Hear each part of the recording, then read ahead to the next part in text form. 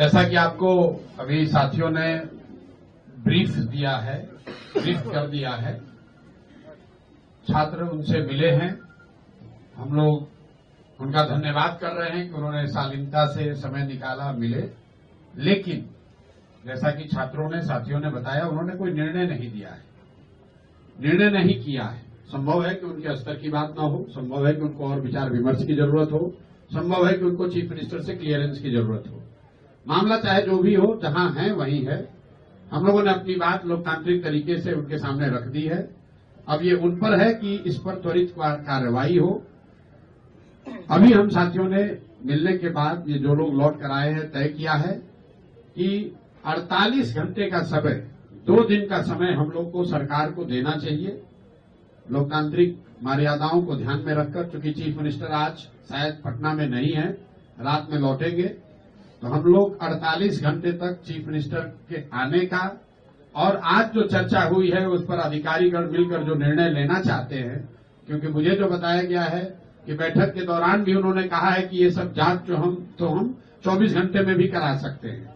तो उन्हीं बातों का, क्योंकि मैं तो वहां था नहीं, लेकिन उन सभी बातों का सार जो है मिलकर हम लोगों ने तय किया है कि अगर, और ऐसी मेरी समझ भी है कि अगर सरकार चाहे तो अगले 48 घंटे में इसका एक उपाय, आगे का रास्ता निकाला जा सकता है। छात्र पूरी तरीके से आंदोलन से अलग हटकर पढ़ना चाहते हैं, अपनी जिंदगी बनाना चाहते हैं, ये टकराव का रास्ता नहीं चाहते हैं, कोई भी टकराव का रास्ता नहीं चाहता है।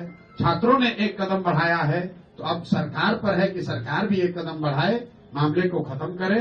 ये बिहार के बच्चे हैं, आप बिहार के अधिकारी हैं, आप मुख्यमंत्री हैं, लेकिन आपको इन्हीं बिहार के लोगों ने मुख्यमंत्री बनाया है। तो सहानुभूतिपूर्ण इन बच्चों के मांगों पर विचार करें और इनके पक्ष में निर्णय दें, ऐसी हम लोग की आशा और अपेक्षा है। और हम लोग 2 दिन तक इस बात को धैर्य के साथ उनके जवाब का, उनके निर्णय का इंतजार करेंगे। अगर मुख्यमंत्री मिलने के लिए बुलाएंगे तो सारे ये छात्रगण जो आज मुख्य सचिव से मिले हैं वो मुख्यमंत्री से मिलने भी जाएंगे, अपनी बात को फिर दोबारा रखेंगे। लेकिन अगर 48 घंटे में उन्होंने कोई निर्णय नहीं लिया तो छात्र जो भी निर्णय लेंगे आंदोलन करने का, ये निर्णय इनका मान्य होगा और हम लोग पूरी तरीके से छात्रों के साथ रहेंगे। मेरा अपना व्यक्तिगत कमिटमेंट है, प्रशांत किशोर का कमिटमेंट है। जो छात्र इस आंदोलन में हैं, हम लोग कोशिश कर रहे हैं उनकी मदद करने की, लेकिन अगर वो कोशिश कामयाब नहीं भी हुई तो भी हम लोग छात्रों के साथ खड़े रहेंगे, चाहे इनके साथ धरने पर बैठना हो या इनको लीगल मदद करने की जरूरत हो या कोई अन्य समस्या इनको आ रही है। जो हम लोग को शक्ति बुद्धि है वो पूरी शक्ति बुद्धि छात्रों के साथ लगाएंगे, इनके साथ खड़े रहेंगे। तो 1 तारीख तक सरकार के पास समय है। मैं फिर से उनसे आग्रह कर रहा हूं कि छात्रों के, बिहार के बच्चों के भविष्य को देखकर एक सकारात्मक निर्णय लीजिए और नए वर्ष की शुरुआत ऐसे कीजिए ताकि बच्चे भी जाकर अपने पढ़ाई पर ध्यान दे सकें और आप भी सरकार चलाने पर ध्यान दे सकें।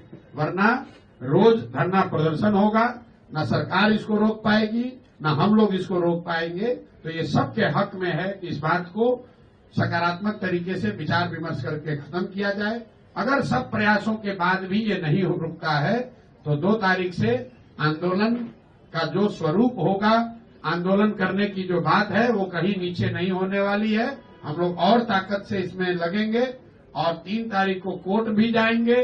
जो लीगल ऑप्शन है हम लोग के पास उसको भी देखेंगे और राइट टू इक्वालिटी जो ये लोग बात कह रहे हैं, ये अनियमितता हुई कि नहीं हुई, ये तो सरकार ऑलरेडी मान चुकी है कि एक सेंटर पर अनियमितता हुई है और 13,000 बच्चों का रीटेस्ट हो रहा है। वो अपने आप 18,000, वो तो अपने आप राइट टू इक्वालिटी को वायलेट कर रहा है। तो उसके आधार पर हम लोग माननीय उच्च न्यायालय में भी जाएंगे, लेकिन ऐसी कोई नौबत न आए, इसलिए मेरा आपसे, आपके द्वारा आग्रह है कि सरकार अगले 48 घंटों में इस पर एक पॉजिटिव निर्णय ले ताकि छात्र अपना काम कर सके, सरकार अपना काम कर सके। बहुत बहुत धन्यवाद आप सबका। और अभी ये जो छात्र है, इनकी सुरक्षा, इनके साथ कोई प्रताड़ना, इनको धमकी, इनको टॉर्चर न किया जाए, ये भी मैं आपसे आह्वान कर रहा हूं आपके द्वारा। जो मुझे बताया गया कि उन्होंने मौखिक तौर पर गृह सचिव को ये कहा है कि आप डीजीपी को ये बता दीजिए कि इन छात्रों को परेशान न किया जाए, इस पर कोई कार्रवाई ऐसी न हो जिससे छात्रों को परेशानी हो। लेकिन ये उनका मौखिक आदेश है, शायद यही दे सकते थे। लेकिन इसके अलग अगर छात्रों को परेशान किया जाएगा तो कोई चुप नहीं बैठने वाला है, पीछे हम लोग हटने वाले नहीं है। वो जो भी लीगल ऑप्शन है, रूल ऑफ लॉ है, उसके अनुरूप उस पर कार्रवाई की जाएगी। आप सब आए, आपने हम लोग की बात सुनी, हम लोग की बात को आप जनता तक पहुंचा रहे हैं, इसके लिए आप सबका बहुत बहुत धन्यवाद।